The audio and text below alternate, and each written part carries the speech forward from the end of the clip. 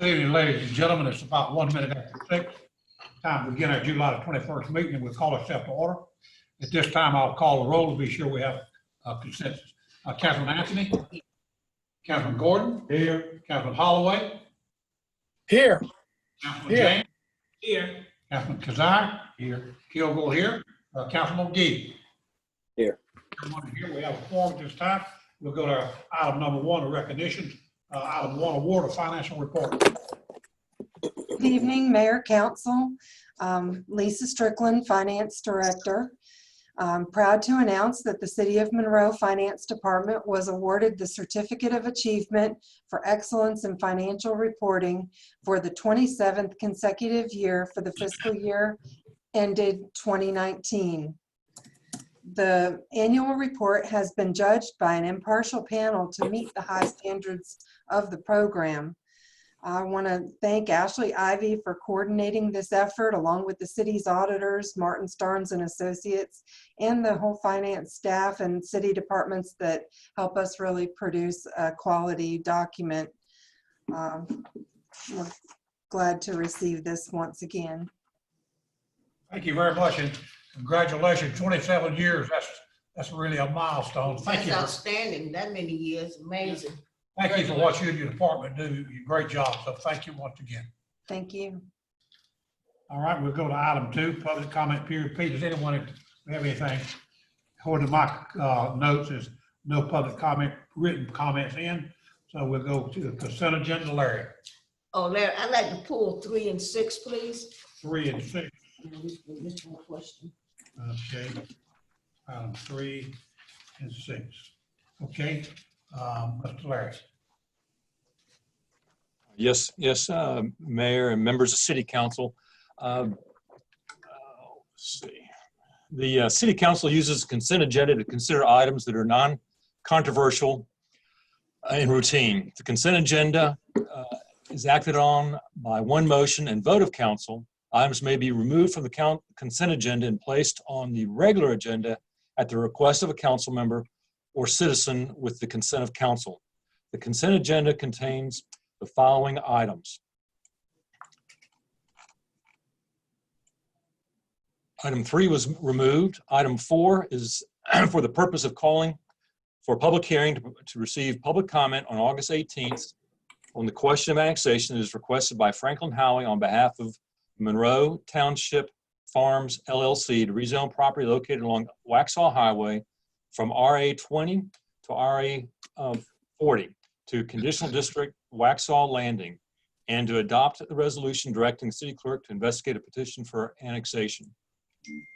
Item 5 is for the purpose of awarding the bid in the amount of $188,225 to Anson Contracting, Inc. for Belk-Tonawanda Park Master Plan, Phase 1A, and to approve the budget ordinance that increases funding for this project by $55,897.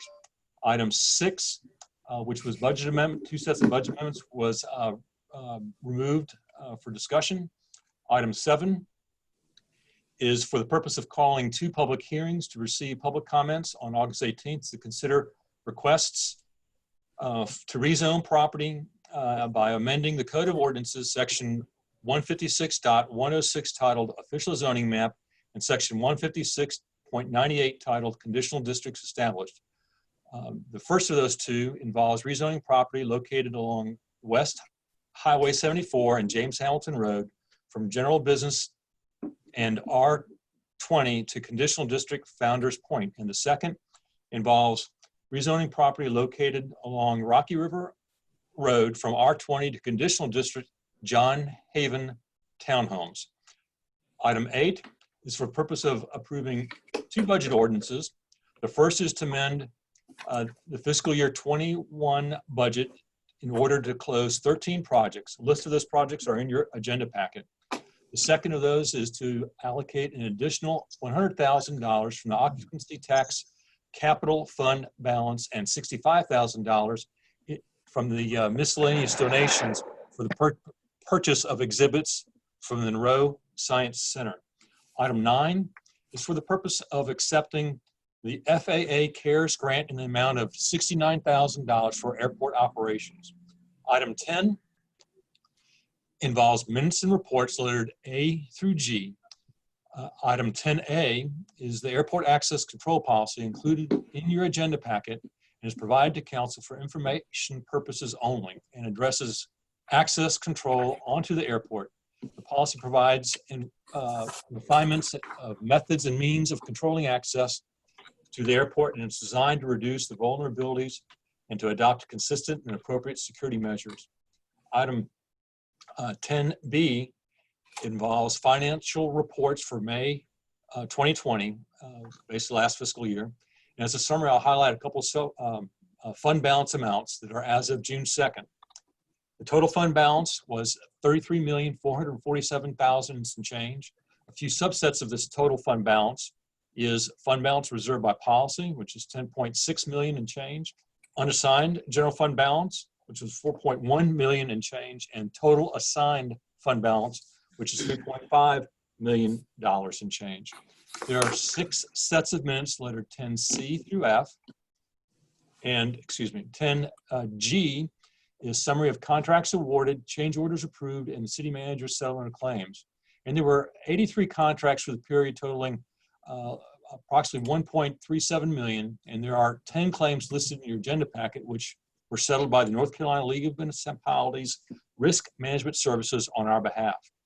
Item 11 is for the purpose of authorizing the execution of Amendment 2 to the promissory note agreement with DP Monroe LLC that recognizes the change of the warehouse into condominium units from rental units and restructures the payment terms. Item 12 is for the purpose of awarding the contract for the replacement of the existing irrigation pump station at the Monroe Country Club to Pro Pump Controls in the amount of $242,740. Item 13 is for the purpose of approving the change order that reduces the contract amount by $549,327 that was awarded to Ertel Construction to install a natural gas pipeline to Edwards Woods Products to their 2 facilities that were located in Marshville. Item 14 is for the purpose of approving 2 ordinances. The first is to amend Schedule 1B speed limits to reduce the speed limit on 4 roads, Balting Glass Drive, Innisfree Court, Knock Tree Drive, and Marley Park from 35 miles per hour to 25 miles per hour by amending Title 7 Traffic Code Chapter 75 Traffic Schedules of the Monroe Code of Ordinances. And the second of those ordinances to be amended is to adopt the ordinance which incorporates the 25th supplement to the Monroe Code of Ordinances. Item 15 is for the purpose of adopting 3 resolutions. The first is to amend the downtown incentive agreement with Piedmont Buggy Works for the sole purpose of changing the name of the party from MBW Landlord LLC to Buggy Landlord LLC. The second of those resolutions is to approve the designation of depositories for the city of Monroe and to authorize the city finance officer to deposit city funds in those authorized depositories. There are 8 entities being designated. Each are authorized depositories identified on the North Carolina State Treasurer's pooling bank list. And the third is to ratify the interlocal agreement with Union County and authorizing myself, the city manager, to execute the interlocal agreement for the analysis of Poplin Road and Unionville Indian Trail Road intersection that includes the city's $2,500 participation towards the required match for the grant. Project cost totals $125,000 and includes other jurisdictions for the study of 5 intersections across the county. The CRTPO is funding $100,000 of the total. Union County approximately $16,500, and the other towns the remainder of the project costs. Item 16 is for the purpose of approving the tax releases for the month of May and June. May's releases equal $36,738.68. Of that total, $32,934.13 is for a release and refund to Boggs Paving that was presented and approved by City Council in May. The remaining $3,800 in June's releases that equal approximately $2,700 were created by a change or reduction in value for the City of Monroe by the Union Tax Assessor's Office. Item 17 is for the purpose of adopting a budget amendment appropriating funds and authorizing the execution of a grant agreement with the U.S. Department of Justice for the coronavirus emergency supplemental funding in the amount of $46,776. The grant is being provided to our police department to acquire personal protective equipment. Item 18 is for the purpose of awarding the contract to Comlin Alpha Level Inc. in the amount of $269,433 for the replacement of the existing biosolids belt press at the city's wastewater treatment plant. And item 19 is for the purpose of affirming the action taken by myself, city manager, and staff pursuant to an earlier consensus of council to provide emergency assistance to Ms. Dorothy Gaithers that allowed her property at 217 East Avenue to be connected to the city's sewer service due to a failing septic tank. Item 20 is for the purpose of awarding the contract for the wayfinding signage project phases 2 and 3 to Right Light in the amount of $61,937. And Mayor, members of the City Council, that concludes my summary of items placed on the consent agenda for your consideration. We'll go back to item 3, Ms. Anthony. Okay, We need a motion. Motion to approve. Yes, we need action on the consent items. I move that those remaining items be approved. Have a motion, Ms. Anthony. Have a second? Second. Have a second? Second from Holloway. Very good. All in favor? Mayor, you need, Yeah. Mayor, you need a roll call. I'm sorry. All right, I knew that. Councilman Anthony, Yes, Councilman Gordon, Councilman Holloway, Yes. Councilman James, Yes. Councilman Desire, Kilgore, yes, Councilman McGee, Yes. that will pass. Thank you very much. All right, now we'll go to the 2 items that were pulled on item 3, Ms. Anthony. okay, item 3, I'm not in opposition, but I have a question. Being that we don't know as yet what format, the school's gonna be in, and think that the number of students gonna be there at one time is going to be different. All of them will never be that, well, don't say never, are not gonna be there at the same time. Part of it is virtual. I understand they're gonna be going to school at least 3 days a week at on schedules. So I don't know if they're going to actually need as many resource officers now. And I just sort of wanted to table that until they know more about what they need. I would, Mayor, members of City Council, I would ask not to table it. I mean, the execution of this agreement allows for structuring, a small structuring of the department and anticipating the requirement. The cost of those officers are fully reimbursed by the school system. If they're part-time officers, so if they're not needed, they won't work, and there won't be a cost. And I would defer to Chief. I think he may be on the line if he can add some additional insight. Okay, good. Thank you very much. Item, Well, then, see, I didn't understand that. If that's the case, that's good. all right, item 6. Okay, item 6. Actually, Mayor, you need now, unless you want to take both items at the same time to approve 3 and 6, you need to have a motion and a second, and then a vote to approve item 3. You want to do a single or you want to do? single. Single. I move that we approve item 3. All right, I second it. I have a motion, second. Councilman Anthony, Yes, Councilman Gordon. Yes. Councilman Holloway, Yes. Councilman James, Yes. Councilman Desire. Yes. Kilgore, yes. Councilman McGee. Yes. That will pass. Item 6 now. okay, item 6, I just had a question as to the cost involved. The reason I had a question about the cost is because of the pandemic and the shortfall. We don't know exactly what our financial situation is going to be. And on that particular part, unless it's time sensitive, I'd like to move it until October till we have a better view of, what our shortfall is. Can I address that? Mhm. It is time sensitive. Mhm. Yeah, that, Pick up then. you're talking about the borders and customs, right? Mhm. Let me tell you why that's so important. They haven't gone up on us now in about 16 years. And of course, with the budget situation and all that I'm sure that Charlotte Airport and a lot of others are in, they're in a tight. But we've got, this past year, we got a $10 million jet from SPX. They're located in Valentine. They pay us $65,000 a year in taxes, just alone, not counting fuel. And we also now have a charter service from one of our customers out there, which is flying 2 and 3 jets. All of these, like for instance, the SPX, they fly to Europe and back all the time. So right now that it is a cost that we'd like not to have, but if we're only the second airport in the Southeast that's got customers. Concord doesn't have it. They run into some of a problem with the fact that they're wanting to add another carrier into Concord, and it has made some of their customers mad. And we got one person looking at us that would be a major accomplishment.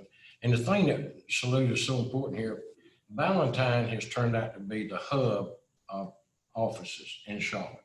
We're 10 minutes from Valentine. We've got land to develop. We got plenty of it. Pete just got a grant for, I think, $3 million, and Blythe is up there working on it now, resurfacing a big part of the taxiway and all. So actually, it's taken a right long time, but that airport is beginning to fall into place. And that, you take the 60-something thousand plus the fuel, just that one jet alone probably bring it, and they would leave if we don't have customers. Well, I have a question, just for my understanding. We do budget amendments, right, to use to revise the working budget. Was this item, did we know about this at budget time? Why wasn't this put in then? Ms. James, this is Peter Savalas, the airport manager. This item was brought only up to our attention at the end of May, right after all the budget books were put together. And so it couldn't have been added to your budget book for this coming year. Okay. Thank you for that, Pete. Any other questions? No, and I didn't have a question about the water treatment plant. Okay. So I'm go ahead and we accept consent agenda 6 item. All right. And I'll say, I have a motion and a second. All right, here we go. Councilman Anthony, Yes. Councilman Gordon. Yes. Councilman Holloway. pick up, man. He on mute. Councilman Holloway. Yes. Boy, take that mute off. Thank you for joining us. Councilman Flip the wheel, I'm sorry. Councilman Yes. Desire, Kilgore, yes. Councilman McGee. Yes. All right, that will pass. Item 3 and 6 is passed. We'll go into the regular agenda at this time. Larry, I recognize you just time for annex. On item 21, annexation, who'll be handling that? Doug Britwell. All right, very good. Regular agenda, item 21. Stuart Crossing. Okay, Mayor and Council, this is Doug Britt with the Plan Department. And tonight, this is gonna be 2 agenda items because we're doing an annexation and a rezoning request, just one presentation. But state this is annexation, zoning map, and zoning text amendment request for the property located along Secret Shortcut. And further identified, there's 4 parcels that comprise this project. The applicant is requesting an annexation and conditional district rezoning in order to develop a 169 lot, age-targeted, maintenance-free, single-family residential subdivision. The total area of the project is 89.84 acres, and the area being annexed is 27.14 acres. Just to make sure the property, you can see the aerial map in front of you, it's located along Secret Shortcut, basically across from Fowler Road. And the 2 parcels that are directly across from Fowler Road, those are the 2 parcels that are not currently in the city limits that are being requested to be annexed. Okay. The subject property is a combination. The portions in the city of Monroe are zoned R40, and the 2 parcels within the county are currently zoned RA40. This next slide is a annexation map that's being requested as part of this request. And this is the site plan. The applicant is requesting conditional district or develop 169 single-family residential lots with approximately 51.69 acres of open space. The single-family detached homes will have a lot sizes ranging from 6,000 square feet to 16,000 square feet, with an average around 7,100 square feet. The overall density for the project is 1.88 units per acre. And to go through some points with this project, the developer is proposing a front setback of 20 feet, a side setback of 5 feet, and a rear setback of 25 feet. And these are 50-foot wide lots. And the next slide, what I'm going to do is going to be part of the site plan, but I'm going to zoom in on the part along Secret Shortcut, and then the one after that will be zoom in along the back portion of the property. So this shows, and I had to rotate it, this shows that there will be 2 access points located off Secret Shortcut. And like I said, these are the properties on the 2 streets are kind of parallel with Secret Shortcut. And this next slide is the back portion of the property. If you will see, there is an existing cemetery on this property. It's an old family cemetery, and the developer is staying away from it. It'll be, currently it's not fenced in, but it will be fenced in, and it'll be end up being maintained with the grass cut and whatnot by the HOA. It's like I said, they're not doing any more burials out there. It's just an old family cemetery that's part of this land and part of this project. That's just by default. This shows a landscape plan. All single-family homes will have solid front yards prior to the issuance of the CO. The applicant is proposing for each lot to have at least 1 street tree planted and 1 front yard tree. A 50-foot buffer will be required or provided along the lots along Secret Shortcut, and that 50-foot buffer, as you can see here, will be landscaped to provide a visual obstruction from the backyard of those homes to Secret Shortcut, as well as there will be a landscaped buffer along the north of the property adjacent to the Hilton Meadows subdivision.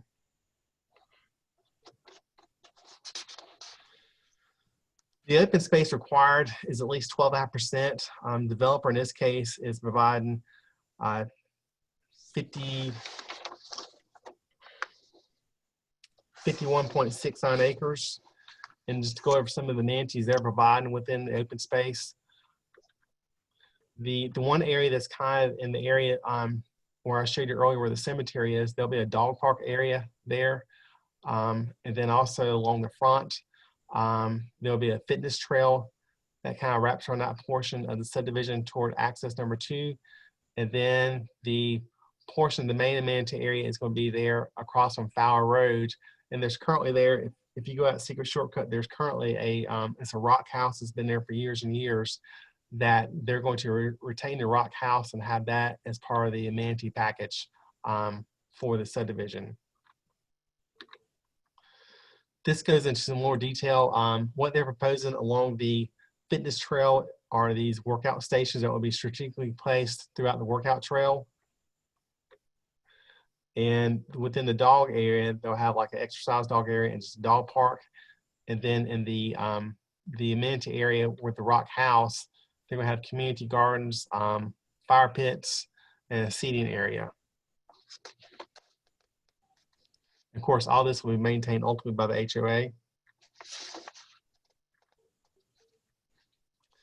The point of this slide here shows the access points, and access point 1 is the furthest north of the property, and access point 2 is closer south closer to the city, and is located directly across from Fowler Road. Both these access points will be required to have left turn lanes into the subdivision. And if you recall, directly across Secret Shortcut on both sides of Fowler Road, we approved, I think it was back in 2018, the Simpson Farms project. And so they've coordinated with DOT as far as their interests. But like I said, all this will be served by dual left turn lanes to get into their project as well as the project across the street for Simpson Farms. Just kind of go through a little bit of the elevations. Each single-family home will have a 2-car garage and a paved driveway that will accommodate at least 2 vehicles. The garages will be furnished with either windows at the top, as you see in this picture, or the Care-style hardware.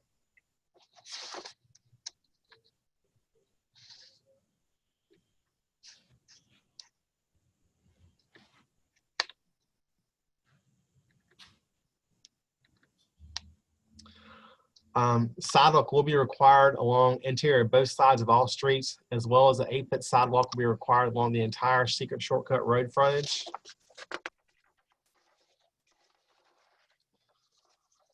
The stormwater management, that will be, if the project is approved, that will be addressed at the time of the project is submitted for erosion control, will be reviewed and signed off by the engineering department. And as far as the project falls within 2 of the land character areas within the land use plan. It falls within the rural and the suburban land use character area. The rural is classified as mainly large lot and allows up to 2 units per acre, and the suburban is more of smaller lot sizes and allows a density up to 2.4 units per acre. The project is consistent with the land development plan.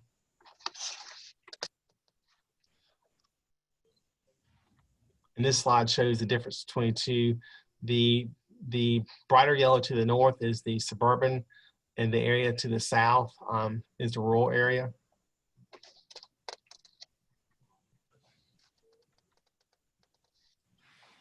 The developer did hold a neighborhood meeting back in December, and there was approximately, I think, 8 to 10 people that attended the meeting, as well as the city did post a property and mail out adjacent property owners, informing people of the public hearing.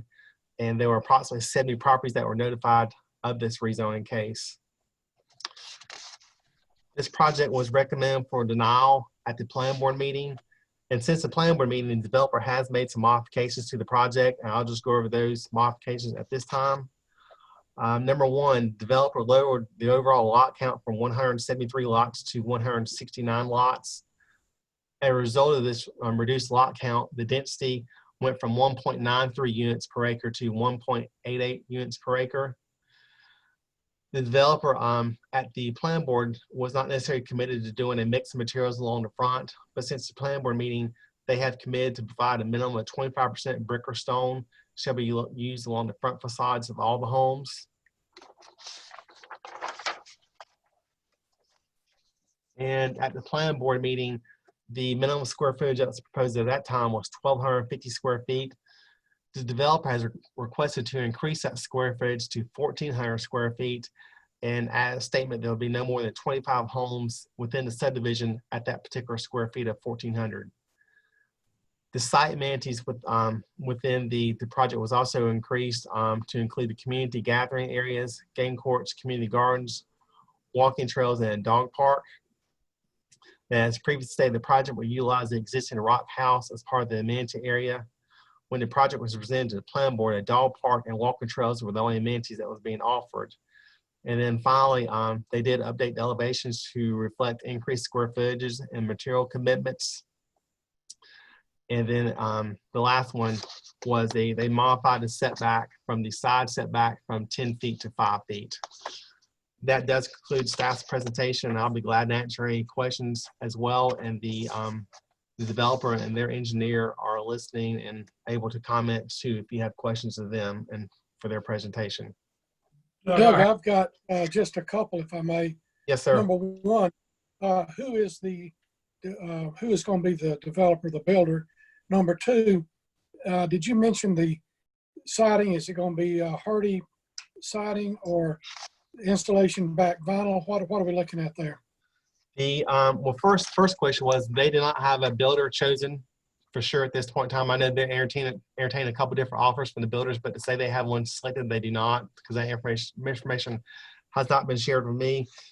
The exterior materials of the project will be consist of brick, fiber cement, and stone and stucco. As stated, they're proposing a mix of materials. At least 25% brick or stone will be used on the front elevations of homes. Vinyl will only be used in the eaves and soffits. Okay. That's pretty good. Maybe, yeah, that's Doug. nice neighborhood. Yes, sir, Mr. Mayor. I heard you mention 25 homes would be 1,400 square feet. You may have mentioned the other, what size is the other homes? I may have missed it. Typically what they give us when we're doing these projects is just the minimum square footage. And I would probably defer that more to the developer and engineer can speak to that. But yeah, you're correct. 25 homes could be 1,400 square feet, and the remaining will have to be at least larger than the 1,400 square feet. In other words, you don't know what size, they're just gonna be larger. It could be 1,401 square foot then. They could be 1,425. That's correct. Yes. Who can, there's someone there can answer that question? Yes, sir. Sarah Shirley and DA Davis. I think they should both be on the line. They should be able to provide some more insight into that question, Mayor. Yes, sir. I can answer both Mr. Holloway's question as well. The developer is Mr. D.A. Davis, and he is with me via conference call at the moment.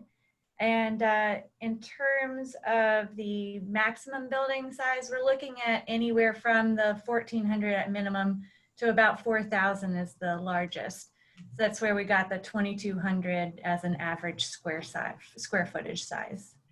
240. That was a 2,200 average, you said? Yes, sir.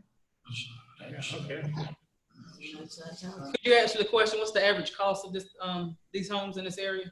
Absolutely. Yes, we are looking at a price range right now of 250 to 450,000, and we're aiming towards the 350 mark for an average.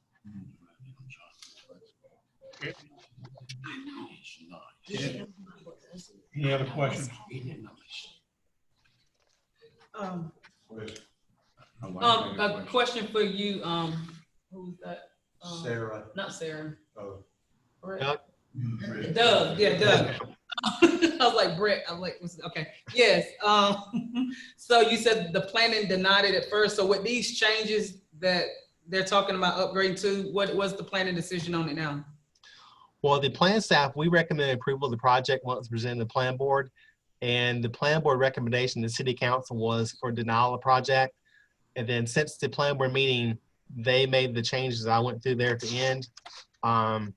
So it doesn't go back to plan board. Basically, the recommendation going to city council is recommendation for denial from the plan board. But like I said, the developer did make some concessions with their project as well. Okay, Doug, Thank you. Yes, ma'am. the denial of the planning board, that was because of these improvements, that was prior to the improvements, correct? Yes, ma'am. Yes, ma'am. Any other questions? Okay, thank you, Doug. This is a public hearing. I don't have anything in writing to anybody. Does anybody know of anyone that sent a letter in on this public hearing? I don't have anything. Okay, Mayor, the clerk sent today, I think, 2 emails that were in support of the project and forward that to council. And that will be part of the minutes for the meeting. yeah, I did. The clerk on that. I did see one, and so there was 2 in favor. Yes. Yeah, I Yes, see.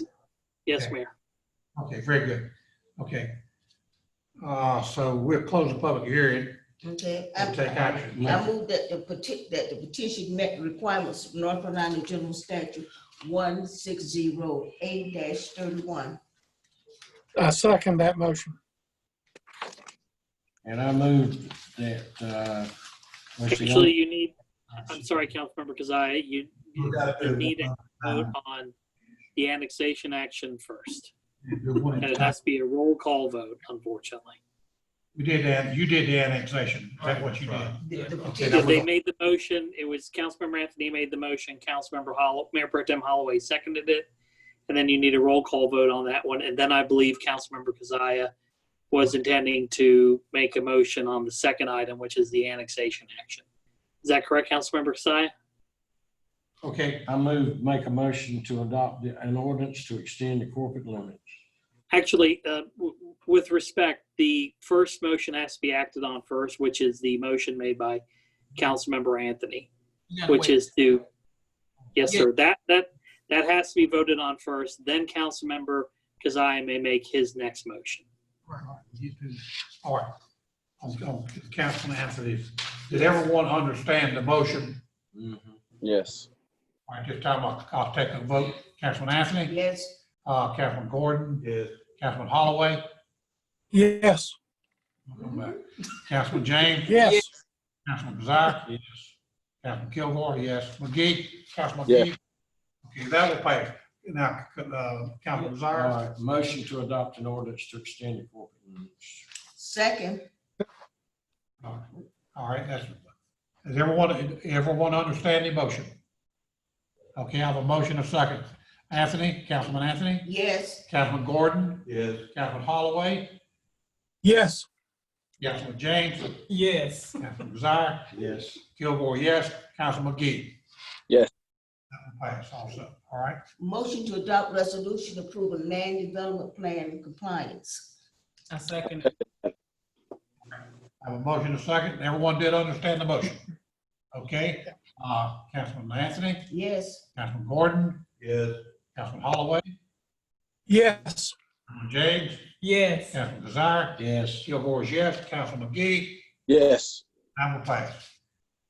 Motion to adopt ordinance amending section 156.106. Second. I have a motion and a second.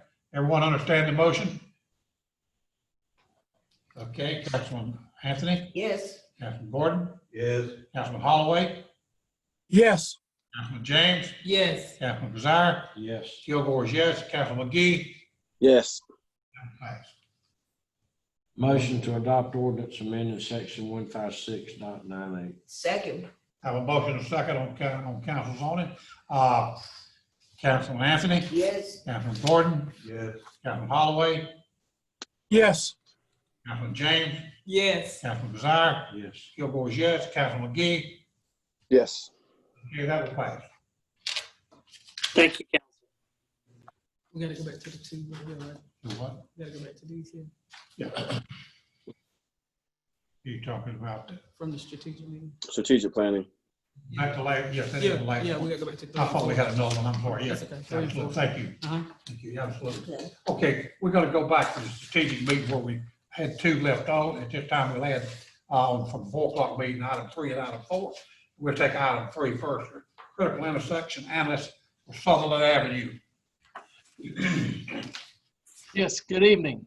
City Council is requested to consider 2 alternative design concepts for the intersection of Walkup Avenue and Sutherland Avenue that's related to the 2019 Union County Critical Intersection Analysis.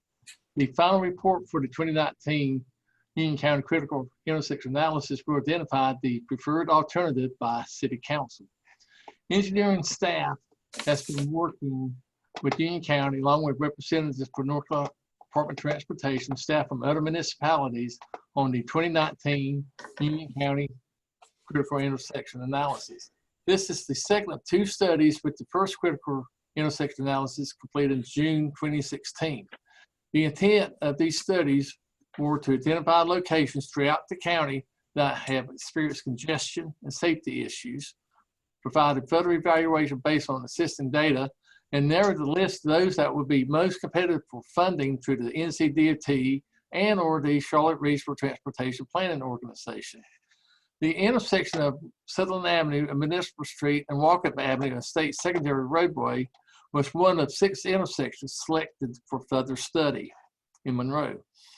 RS&H, a consultant under contract to Union County, has developed 2 alternative conceptual designs for the intersection of Walkup Avenue and Sutherland Avenue. Both alternatives are shown on sheet 2 of the handout used for the public outreach.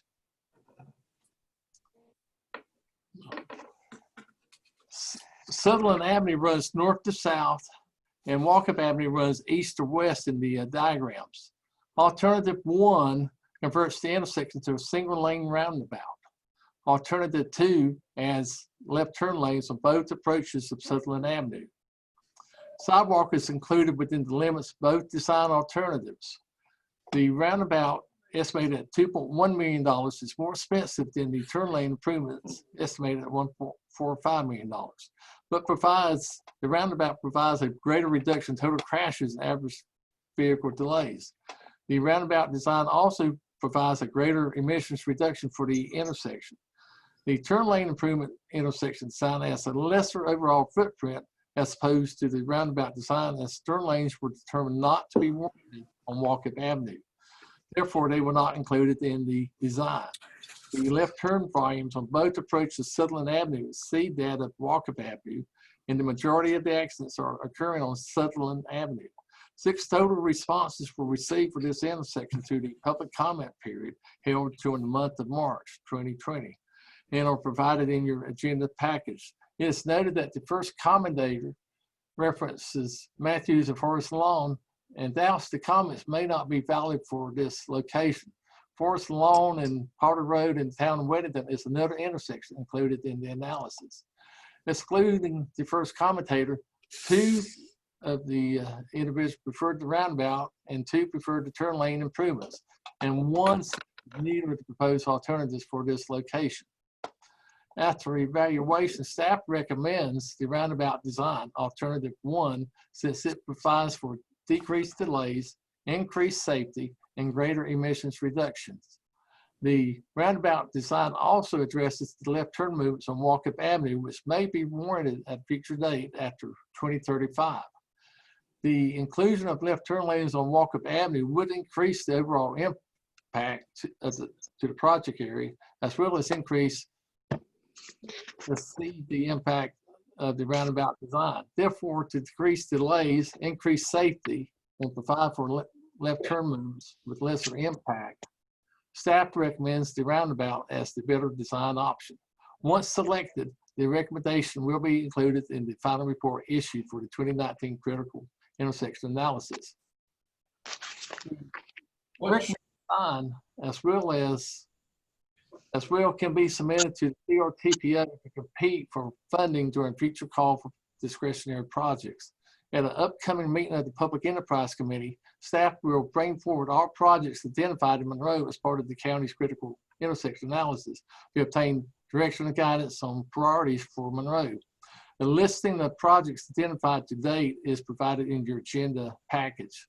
In addition to this project on Sutherland Avenue and Walkup Avenue, we currently have 3 identified projects on Old Charlotte Highway and Carroll Street, Old Charlotte Highway and John Moore Road, and Old Charlotte Highway and Williams Road. And also, we will be adding the Poplar Unionville Indian Trail intersection for consideration once it goes through the evaluation process.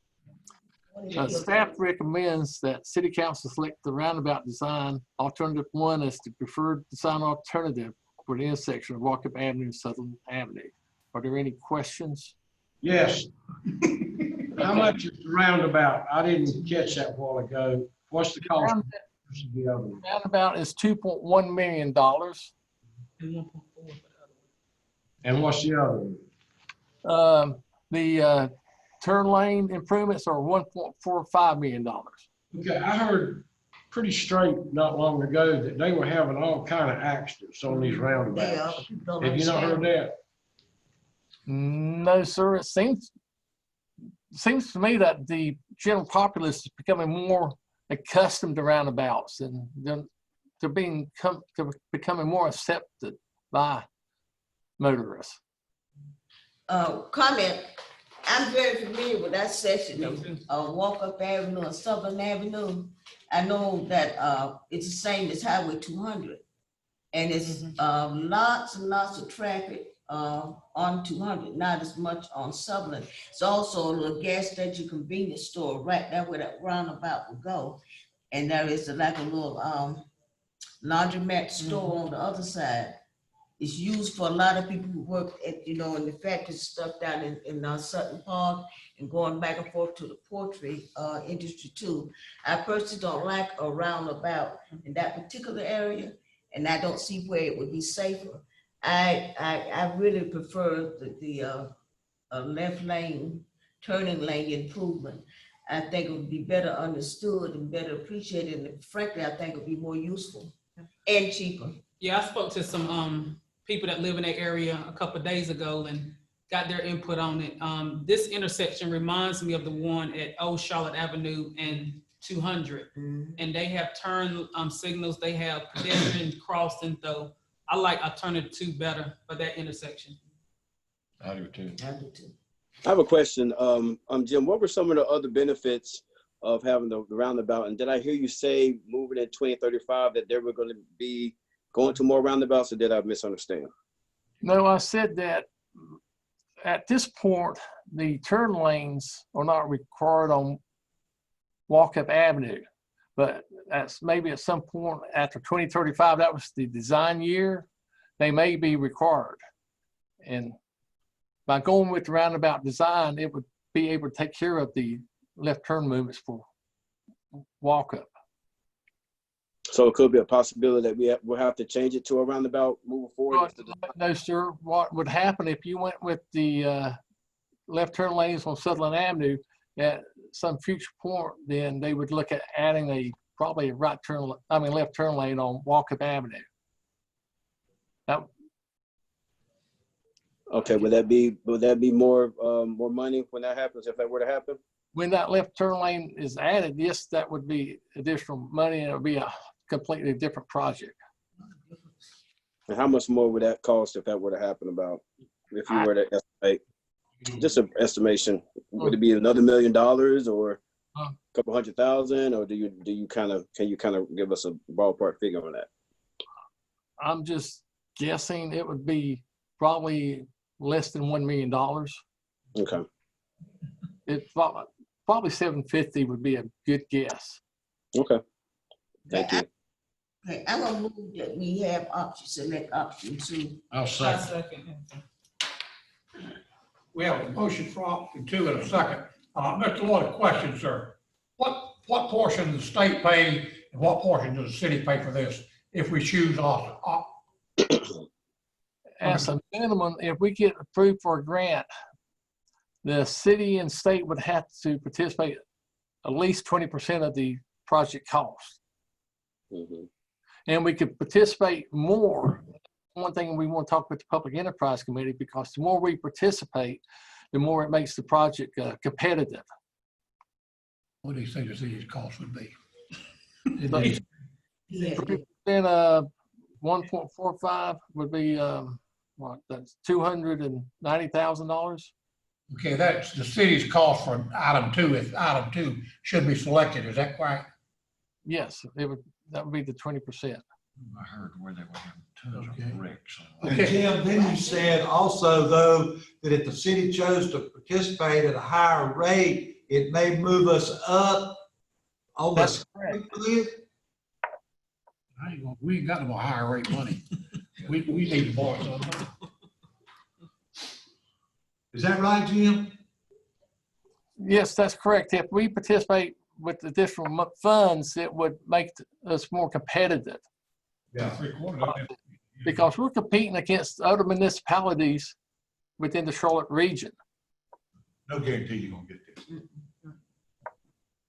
I can tell you now, I've been on the CRTPO committee, and most of those things they approve out toward Gaston. Okay. I have a motion and I have a second for number 2. Is that correct? Correct. Okay, does everybody understand the motion, council people? Okay. Councilman Anthony? Yes. Councilman Gordon? Yes. Councilman Holloway? No. Councilman Kazire? Yes. Councilman Kilgore, yes. Councilman McGee? Yes. You skipped me. You skipped me. And I'm sorry. Councilman James? Yes. Okay. I want my G to get you. Number two did pass. Okay, we'll go with item 4, resolution amended water and sewer extension policy. Good evening, Mayor and council members. This actually is an informational item that we wanted to bring to share some positive changes we're making to the water and sewer extension policy. So the resolution was included by error, so you can disregard that. Originally, we had planned to bring this to the Public Enterprise Committee, and due to the cancellation of that meeting, the chair did allow us to bring this to the strategic meeting, which then got pushed back till tonight's meeting. So I'll keep it brief, but I did want to share this with you tonight. The city's water and sewer extension policy provides for the orderly extension and installation of the water and sewer infrastructure that meets the needs of the city, but more importantly, supports future economic development. And this is coordinated with our master planning efforts for water and sewer, but also as development interests and proposals come forward, there's a significant coordination there. The policy also defines the financial responsibility for who pays for these expensive improvements when they're needed. So just a quick summary of some of the positive points. Of course, we did some housekeeping of terms and licensing and requirements, but the two I want to highlight, the first one is in your staff report, we have removed the restriction that low pressure grinder pump systems could only be used around lakefront development.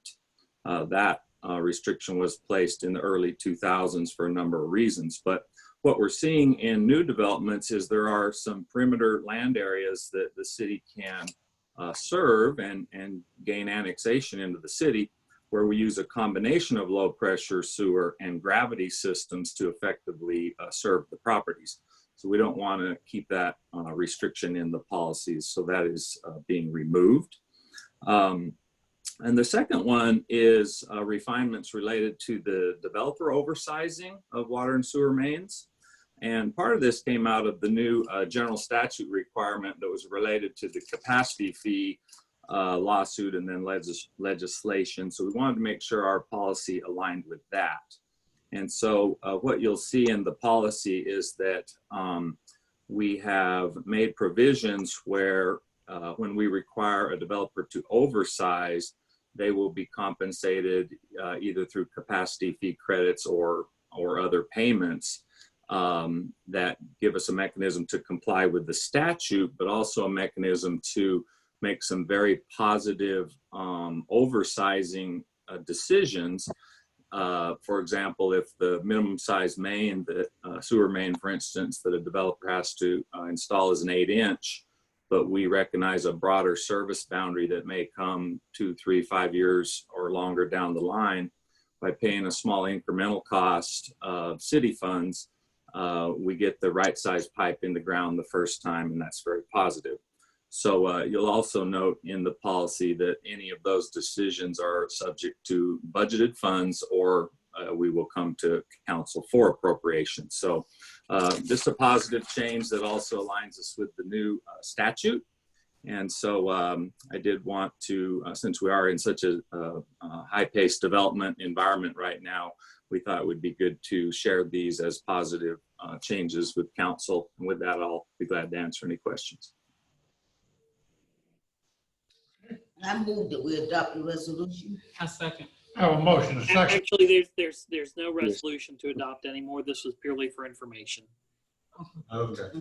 Well, You don't need to take any action. I appreciate those positive, proactive actions you took. we lost everybody. Yeah. Yes, ma'am. Okay. Any other questions? Thank you. Okay, I have a motion and a second. All in favor, Councilman Actually, Mayor, there's no motion on the table. There's the maker withdrew it when, as she understands that there is no resolution for you to vote on. Very good. All right, thank you very much. Yes. Closed statute pursuant to North Carolina General Statute, Section 143-318.11, A1 and A3, Eastwood Construction versus City of Monroe and the state of Donald Allen Plowler Sr. and Donald Plowler Jr. versus City of Monroe. Council action needed. I move closed session pursuant to North Carolina General Statute, Section 143-318.11, A1 and A3 to prevent the disclosure of information that is privileged or confidential pursuant to the law of this state or the United States, or not considered a public record within this meaning of Chapter 1 2 of the General Statutes to preserve the attorney-client privilege between the city's attorneys and the city council, and to consider and give instructions to the city's attorney concerning the handling of judicial actions, specifically in the cases of Eastwood Construction LLC and Eastwood Construction LLC doing business as Eastwood Home versus City of Monroe and the state of Donald Allen Plowler Sr. and Donald Plowler Jr. versus City of Monroe. Okay, have a motion, have a second. I second. All right, have a second. Council understand the motion? Hearing none. Councilman Anthony? Yes. Councilman Gordon? Yes. Councilman Holloway? Yes. Councilman James? Yes. Councilman Kazire? Yes. Councilman Kilgore, yes. Councilman McGee? Come on, Councilman- Yes. All right, we're going to closed session this time. Thank you very much. All right, we are in